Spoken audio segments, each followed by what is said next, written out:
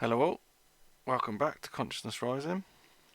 It's good to be doing these videos again. I said I had this one planned for ages, but time willing, as this channel is, as I always say to people, I do these videos when I can, and I've been getting a lot of inspiration for a lot of videos lately, so yeah, I've got lots planned, and as you'll know, if you've been watching me a while, that trauma is really central to a lot of my work. It's central to my work as a therapist, but also my understanding of human consciousness.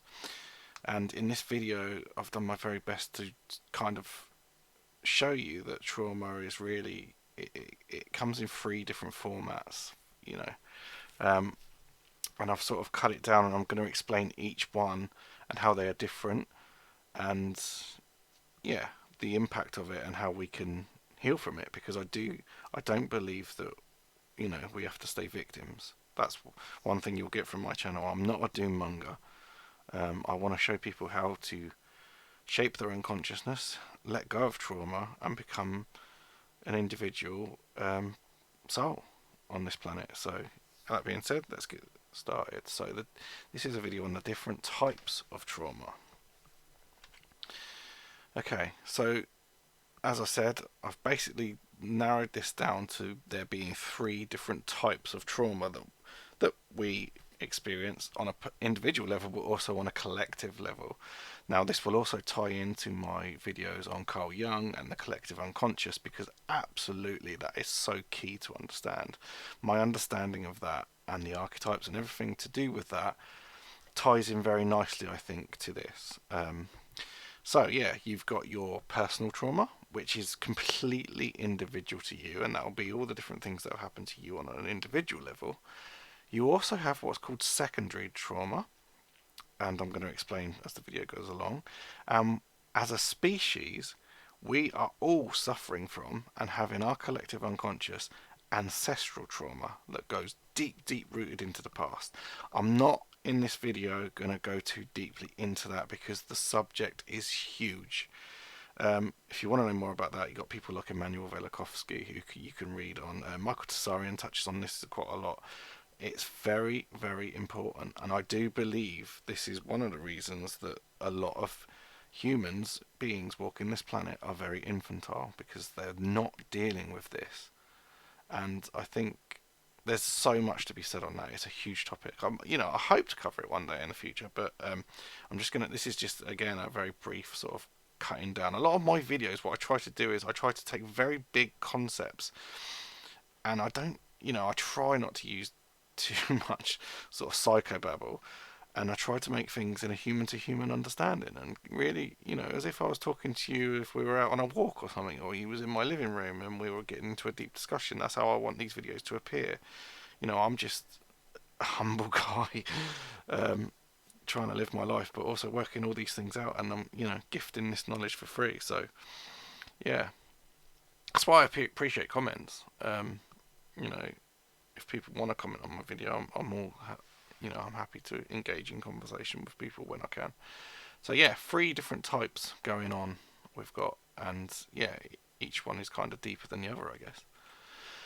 So, personal trauma can be life events. Birth itself is a trauma. It's the cutting off from the womb, the mother. Separation anxiety. A lot of children suffer with separation anxiety. So these are normal life events. They're not really things we can avoid. We can't really avoid a lot of trauma that happens in our lives, but we can learn to cope with it.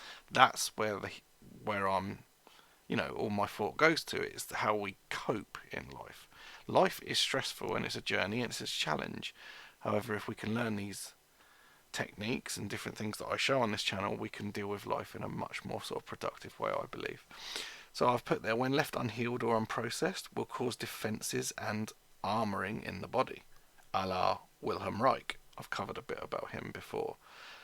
Go back, if you're just joining me from this video and you want some prerequisite knowledge, I've done quite a lot of videos leading up to this, so I've got other videos that will explain a lot of this. Armoring will happen in the body, and as I always explain, trauma is not just a mind thing, it's a body thing.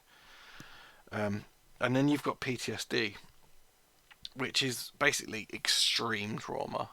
that has profound effects on the psyche and the body. Anyone that's suffered with extreme PTSD will know exactly what I'm talking about when I say extreme trauma there, because that will literally make you very sick. Because it's energy first, and it affects your body, your mind, your sleep, everything. So that is something that can be addressed. That's why I do tapping videos, EFT. There's other forms out there, but the heart of my work is EFT, as you know, if you've been watching me a while. But yeah, PTSD is a very seriously damaging condition for people to have. And then you've got kindling. Now, kindling, I believe most people are actually walking around in this state of kindling. And what it is, it's like a stage of constant stress that isn't quite. It's not as severe as PTSD. That's like the extreme end of the scale. If we were 0 to 10, that's where you're out of control and you need help. Kindling is like a constant stress that most people are stuck in. And I've put there, most people today are stuck in it and they may not even realise it. And that's where projection comes in as well. If they don't deal with their trauma and they don't deal with their psychological issues, they end up projecting. Look at my video on shadow work for that. I covered that back then. But yeah, you've got all these different levels going on within just one level of trauma, see? So although I said there's 3 main levels of trauma, within this one, you've got different levels of it. So this is why trauma is very complicated. However, you can work with it. I've seen it and I work with it every day with people. So yeah, so you've got those sort of 3 or 4 different things going on there within personal trauma. Now that's your individual trauma. That's what's happened to you on an individual level. This is one that's not talked about a lot. However, it is very important to understand, especially if, like me, you're a counsellor or therapist. It's what's called secondary trauma. Now, these are, as I've put there, traumas that are picked up from listening to another person's traumatic story. For instance, when you are a therapist, as I know, and other, if there's anyone else out there, but you don't just have to be a therapist for this. When you're listening to something really horrific that's happened to someone, and you have an empathic space for them, and you have deep empathy like I do, you can be affected by their story. And it does happen to therapists a lot, and that's why well-being is very, very important if you're going to do this kind of work with people, because you could energetically as well, you're sort of absorbing, because you're in this deep empathic state, you're absorbing the energy and the trauma of the person sitting next to you that's telling you this stuff that obviously needs your help. That's why empathy, as I've put there at the bottom, must always be controlled, and we must have good psychological boundaries. Not everyone deserves your empathy, and that's why I've become, in my life, I'm very much a hermit now.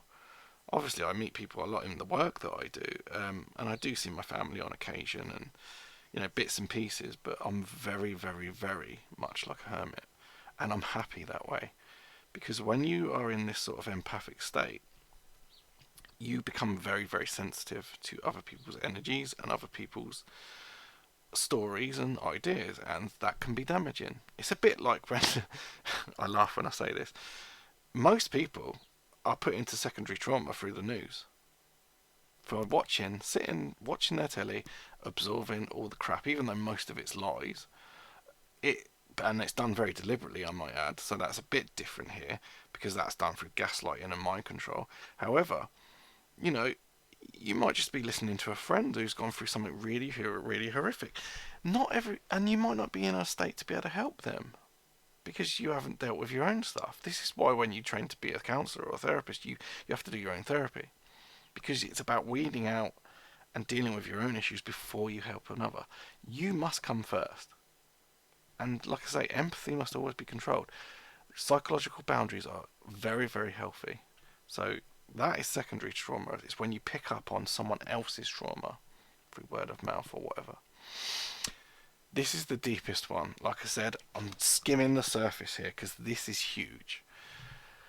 Because of the collective unconscious, as Carl Jung rightly stated when he brought that to our attention, our entire race carries within it unhealed trauma from the ancient past.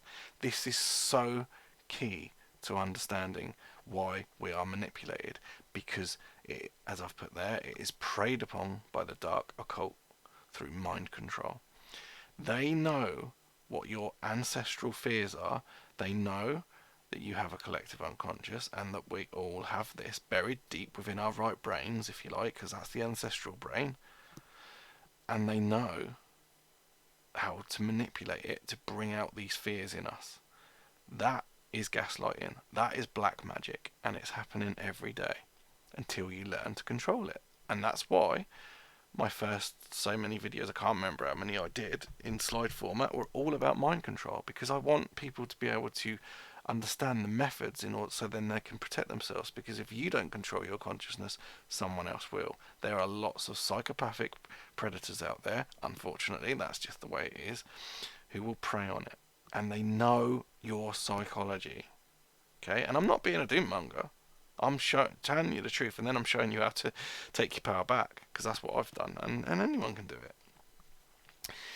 Its biggest symptom that can be seen is a human being's inherent antipathy towards nature, and that has been preyed on as well. How many films and media things and different bits and pieces in our pop culture demonize nature? There's always a big bad wolf coming to get us. They try and manipulate us for years and years and years through mind control that nature is a scary, unhealthy place to be, when actually it's the complete opposite. We have lost so much because of this. I'm very much at the moment reading into things like druidry. I'm very much reading things about megaliths and ancient civilizations. I don't believe that aliens came and made it all. I think that's a load of crap and a CIA implant. We, as a human species, I can't remember who said it, but we're basically like a god in ruins. We are powerful people, but we've had it stripped away. And I think what's happening on this planet now is some people are learning to take that back.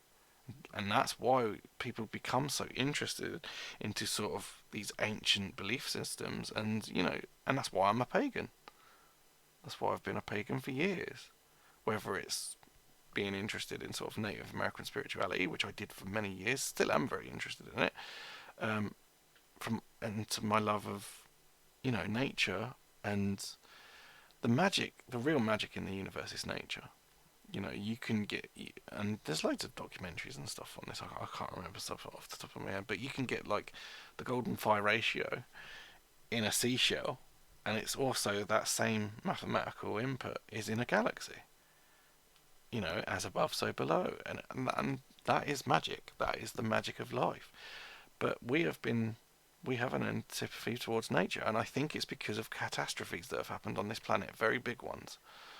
But I say that's not the place to go into that. However, I think there's been big cataclysms. Look into things like Atlantis for this, because I think it's all come through myth, and it's in our collective unconscious.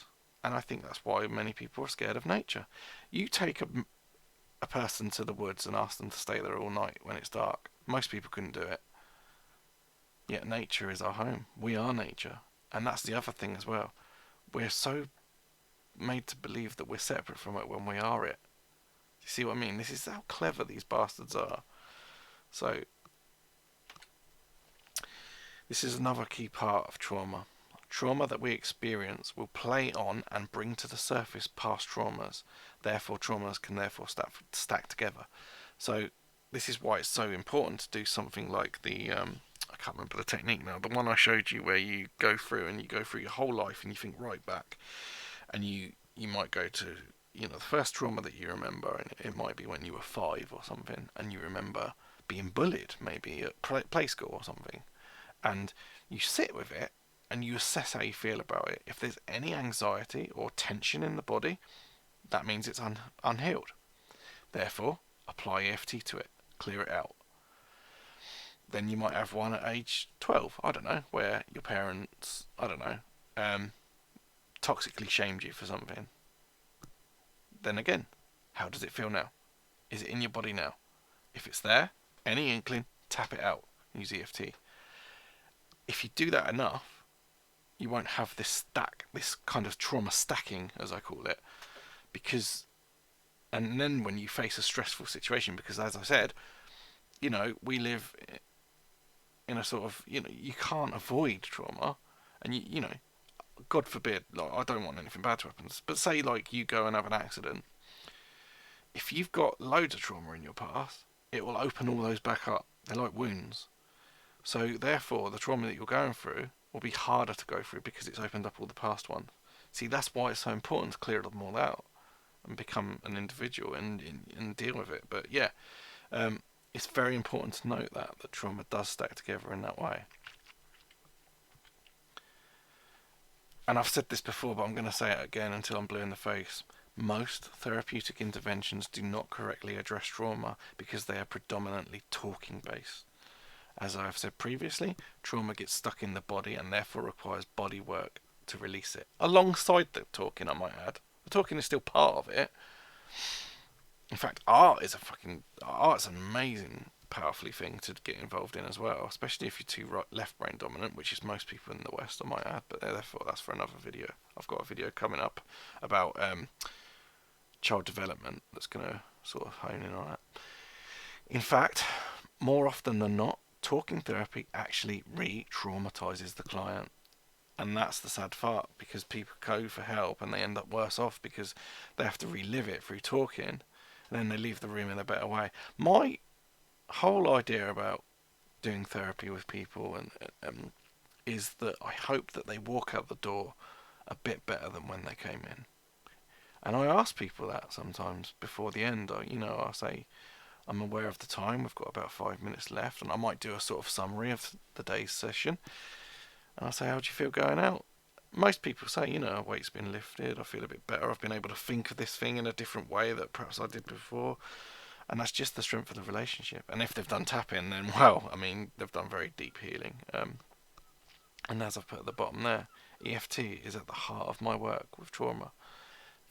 As far as I'm concerned, it's one of the most powerful techniques. I know that there's others, and I've done videos on that, but EFT is my kind of, I'm going to say drug of choice. Sounds funny to say that, but yeah, EFT is my avenue. What I like about it is that you're making contact with the body, but you're using the meridian system. So yeah, there's others out there, but go back and look at I can't remember what the video is called, but it's Shadow Work on the Body, I think, where I address that. Now, reconnection to nature is essential in healing our deepest ancestral trauma. That is why I'm a pagan. I always recognised that nature was the most beautiful thing in existence. Now, when you think that you are nature, apply that. Go wherever there'll be something that you connect to in nature, whether it's the sea, whether it's a deep forest, whether it's a beach. Take your shoes and socks off on a muddy field and reconnect to the earth. Grounding is another excellent way of doing this. We must reconnect to nature. That's what we've lost. It's so important, and like I say, that's why I'm a pagan. That's why I believe that the magic in life comes from nature, and I follow natural law. I don't abuse it. I love nothing more than going for a walk in the woods and, just going deep in there and just feeling lost like that. Don't see it as a bad thing. See it as a positive thing, It's an adventure. See your life as an adventure. Every time you go out to that wood or that beach, that you're reconnected with some deep lost part of yourself, because we have lost it, and we had it before. Our ancestors, our ancient ancestors, understood this and lived in accordance with nature's balance. The Druids, the people before that, go to a megalithic site, go to Stonehenge, or Avebury or one of these, and just see what you feel, because these monuments were made by our ancient ancestors. We don't know exactly who made them, and there is, from what I'm reading, it does seem to be connected to energies and meridians and ley lines, because just as we have meridians, the Earth does too. And I truly believe that, for me, being a pagan has just changed my whole life. And how you do that? It's very simple. Go for a walk, contemplate, listen to the I know it sounds romantic, but it's nice to live your life in a kind of romantic, sort of poetic way. Listen to the breeze in the trees. Feel your feet on the earth. Hug a tree. Feel its energy. Run your hand up and down the bark. It's a beautiful thing to do, and I recommend everyone do it. And children, as young as they are, get them out into nature. They'll remember that more than they will, owning a bloody PlayStation. Not that I'm against all that, but there's balance in all things, and I think this is where we're unbalanced. I think we need to really get back to our roots. Okay, guys, see you in the next one.